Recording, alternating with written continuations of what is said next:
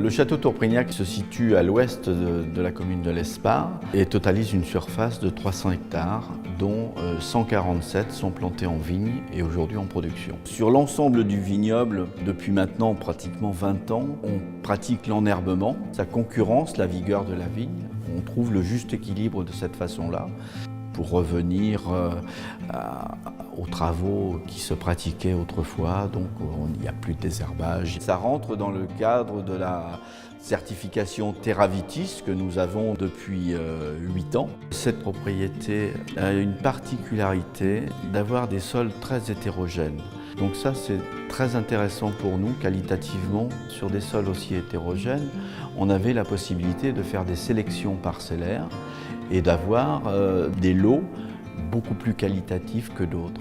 Et de là, la réflexion a mûri et nous avons créé une qualité supérieure, notre fer de lance, qui aujourd'hui donc est la grande réserve de Tourprignac.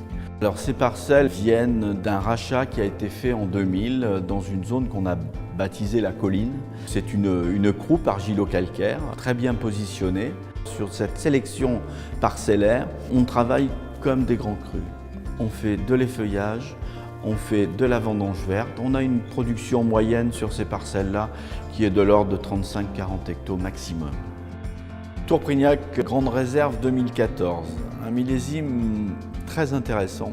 À partir du mois de mai-juin jusqu'à la récolte, on a eu une année très chaude où on a pu mûrir le raisin correctement et obtenir une jolie maturité. Donc on a vraiment une couleur très profonde, très foncée, avec des arômes de fruits noirs. La charpente est restée ce qu'elle était, donc en fait avec des tanins bien soyeux, bien harmonieux. On a une belle longueur avec une finale sur la sucrosité. Donc c'est un très très joli millésime. Le millésime 2015, Tourprignac grande réserve, très grand millésime. Beaucoup de fraîcheur, beaucoup de finesse.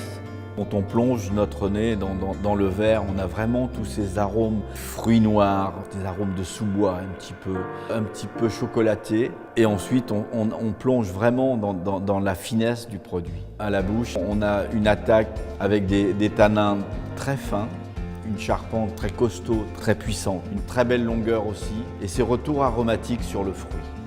Sur ce type de produit, ce qui est intéressant de faire, c'est de le déguster un petit peu frais.